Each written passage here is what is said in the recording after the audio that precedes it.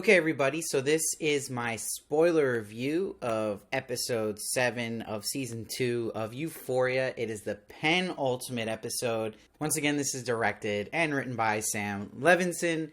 So we finally get Lexi's play here, and it's an interesting choice for it to be in the penultimate episode.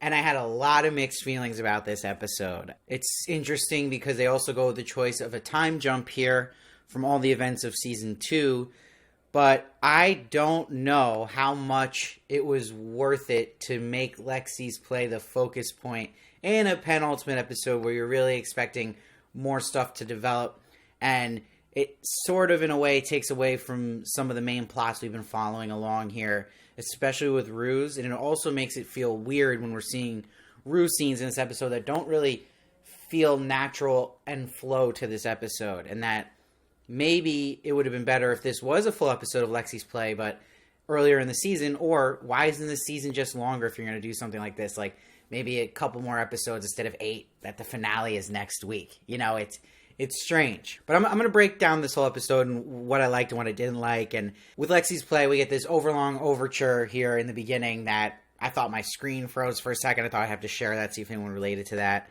Felt like an idiot. You're an idiot! What I did like a lot about this episode, the technicality of it was so impressive, and the visuals were awesome. I loved seeing these stage versions of our characters we know, and then it cutting back and forth between the real life versions and the stage versions, and that we got really our first glimpse of Lexi's friends as the stage versions at Rue's dad's memorial. So I thought that was pretty cool, and they did a good job of blending it. And that's just with the sets too, how great they replicated the real life areas and environments, and then it would transfer to the set on stage. Really cool, and it was unique. I like that. And it's just a good idea on paper, right? It's a cool experience that we're seeing our characters seeing mirror versions of themselves on the stage. They're facing themselves, and it's also Lexi showing her perspective on everybody in this show, and we're seeing it through the play. It's the beauty of art. Now, what might surprise people is Lexi is one of the most likable characters on this show. Probably a fan favorite.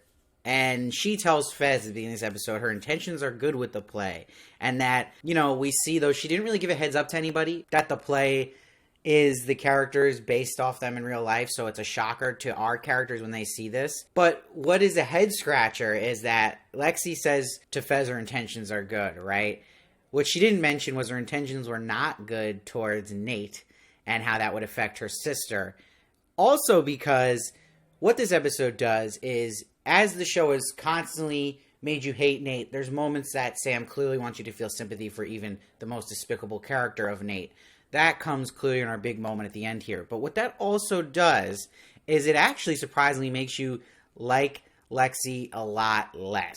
And Lexi is now really great in this episode. And that comes from her tyrant behavior, how she talks to certain people she is the director of.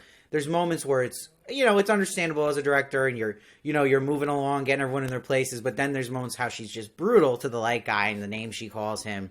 But her darkest part is her being okay with making a completely homophobic act at the end of this play. And as much as we don't like Nate is completely right when he is leaving, storming off, saying that it was homophobic. Yeah, he actually is right about that. But what always frustrates me about scenes like this, because Sam Levinson is clearly writing this to kind of fool you, right? Because you're seeing Lexi hasn't really crossed the line yet. Yes, she's making your sister the dummy of the play, the laugh of the play, but I do believe she had good intentions with that storyline, and that Cassie was actually coming around to it towards the end, that it wasn't so bad-blooded, let's say. But the stuff with Nate is bizarre, because you see the stage manager, he writes, says, this is brilliant, and everyone's clapping and cheering for Lexi, and Sam's clearly going to show that isn't brilliant, and that was the wrong approach because it was really poor taste. But what annoys me is that doing that story in that moment really makes me scratch my head, because everyone we know from the show, like Rue, Jules, they're all standing up and going bravo to this completely homophobic moment, which I thought was like, what? Like, do you want me to not like any of these characters? And I get they all hate Nate, right? And that's where a lot of their joy of seeing that's coming from. But in that way of showing that, and that they're all agreeing with that, not one of them is sitting there like, ugh, this is still bad. I don't know what the hell is going on there, so I did not like that. And I don't really believe they'll have a explanation for that from every one of those people. It's just going to be, looked over, which annoys me. And I think that's a huge mistake. I think that needs to be addressed, and that each character, even in a scene where it's not their focus, is still reacting in their head as their character, and that they're all down with homophobia. Is like, okay, all right. So I don't know. Very strange, because they're going to be able to address it with Lexi clearly, and I don't know. I didn't like it. Just because of the characters we had involved with it, that I just don't see how they're going to address that with every one of them. But we'll get more back to how it ends with Cassie with that. But what I did think worked in this episode was what lined up well was the tension built here with Fez, right? And that Custer and Faye are at the house, and Custer's clearly got his phone ready to listen in for the cops. Ashtrays onto them. Faye wants to say something. There's good tension built there, and it works well blending with the play, because we know Lexi's waiting for Fez and that she got him the seat. We've also learned they've been talking for months, so it's building up this heartbreak for Lexi, and that clearly Fez is in deep shit for next episode, so we'll see what happens with that. I also loved Ethan playing all these characters, especially loved him playing Susie.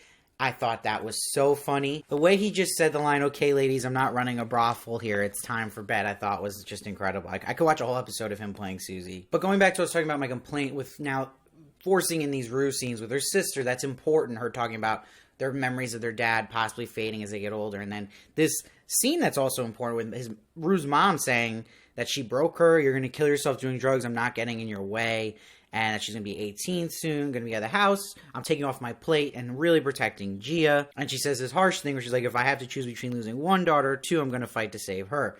So what's confusing about this is it seems like Rue is sober in this timeline. We're not totally sure about that, but the way she's behaving and even the way she was watching the play seems like that. So I'm trying to figure out why her mom was talking to her at this moment this way. It makes sense maybe if she was still doing heavy drugs.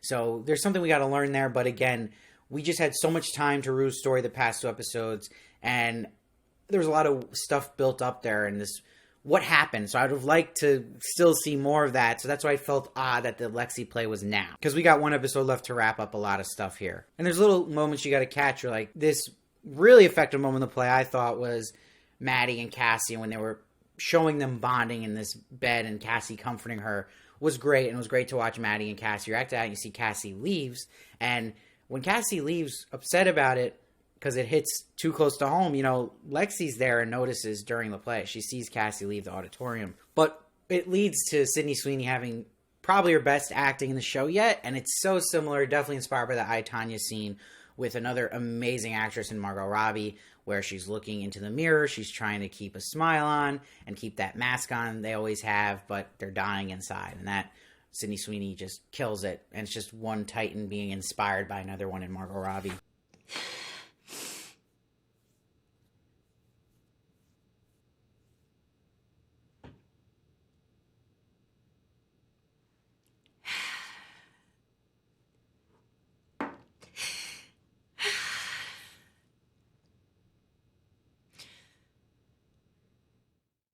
But that's where those flashbacks work with when Maddy was running up to yell at Cassie in her room. And again, it's because it's lining up well with the play and what is showing you through the play stuff in their past. That worked. But again, like this Rue and Jules stuff, it just, again, these moments are important with Rue talking about Jules and how they haven't been talking. And Rue's still referring to it as a bullshit intervention. So maybe she is still doing drugs. Who knows?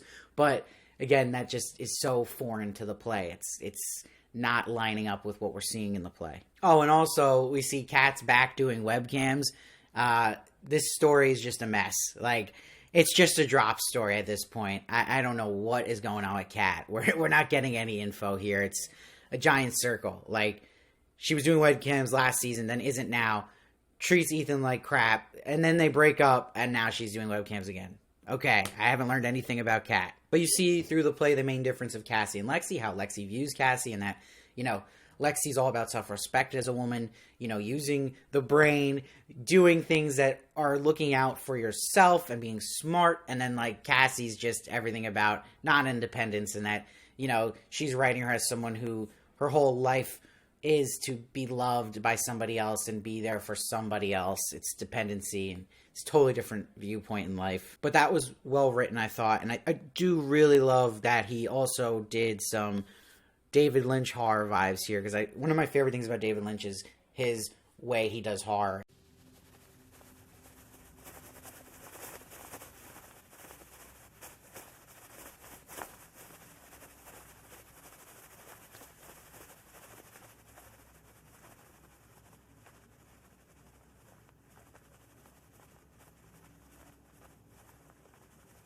And it was clearly inspired by that, with Nate looking in the mirror here, and he's turning around and he's looking at Maddy, but Maddy becomes Jules and comes over to Nate, and we just get another glimpse of the storyline that would have been way better if it was Jules and Nate instead of Nate and Cassie. But I love the score here when Nate's having this dream, and it's of his dad going to basically do some intense, violent sexual stuff with him, and it's also explained to us why Nate gets that from his father and what he viewed on the tapes of his father, and he's doing that with Cassie. It's learned behavior. Now, we see Jules destroys the DVD of that footage.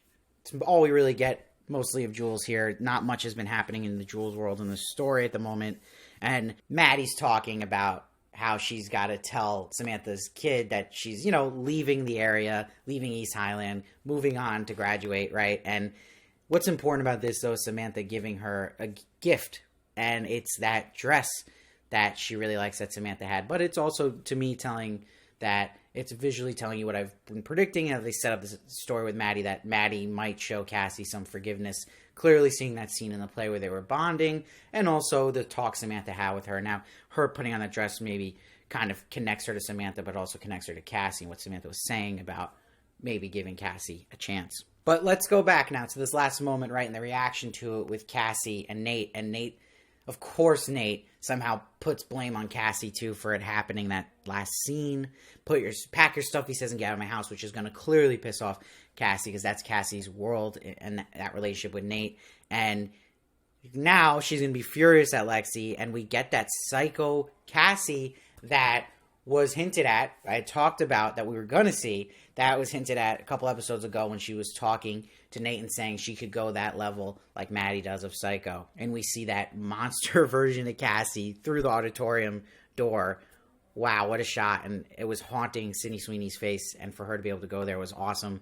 She really wants that Emmy this season. I think she needs to get recognized, at least nominated, and I'd be happy for her winning too. So it's been long overdue for that actress of Sydney Sweeney, so this episode was just incredible by her on all fronts. And they leave it with it to be continued, but it still feels odd. The whole episode feels strange. Like, I don't feel that satisfied. I think I would have liked this episode way more, again, in the middle of the season. Why doesn't this season have more episodes? I don't know. It's bizarre.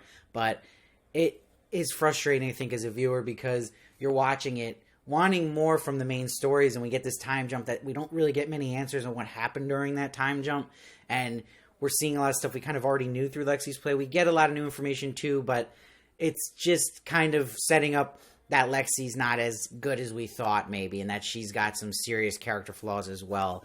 But I don't know how I feel about, like, okay, well, Lexi's just blatantly homophobic, and that everyone we know in the show is homophobic, I guess. I don't know. I'm just baffled a bit, so we'll see how they address it, but I'm giving it an 8.1. Hate me all you want for what I'm saying about that stuff, but I just hate, because I've seen it happen in so many shows where they're trying to set up two things with two characters, that Lexi has this gray side of her, and that we're giving Nate some sympathy here, and that's going to be the downfall of this play, but it's ignoring how important it is, how everyone we know is reacting to this play. Why are they all just standing up and going, nuts over this scene? So, I don't know. I thought someone would have a little more of a conscience here. But I'm giving it 8.1. It's got great visuals, but it's still a little slow. You expect more for a penultimate episode, and I just felt like the Rue scenes were just so forced in with the play and didn't flow. And I feel like that's a problem with a lot of this season, is the pacing and things not really kind of coming tight and flowing together. And it's disappointing, because I think we had such a good 2 episodes there in the middle, especially with the Rue on the Run episode, the intervention, where I thought last week was and this one's good. It's good, and more is towards the visual side of things and the music. But I don't know, again, acting too, but story-wise, again, it still is in that giant circle feeling, and we're just kind of now set up out of nowhere, this Cassie-Lexi showdown, and there's just pieces of this story in this season that I don't feel like are getting enough attention. Don't need to get me started about Kat, but we'll see what happens in the finale. I hope it's good, but for Euphoria standards, the last 2 weeks have been a bit of a letdown, so we'll see. I hope it's good, the finale. But make sure to subscribe so you don't miss one of my reviews of Euphoria. And please comment. Let me know your thoughts on this episode, your theories for next week. I want to hear what you liked, what you didn't like, what you agreed with me, disagreed with me on. I appreciate all the comments. I read all of them and try to respond as many as I can. Please follow me at Steve Varley Show on Twitter, Instagram, and TikTok for more of me. And I'll see you next time.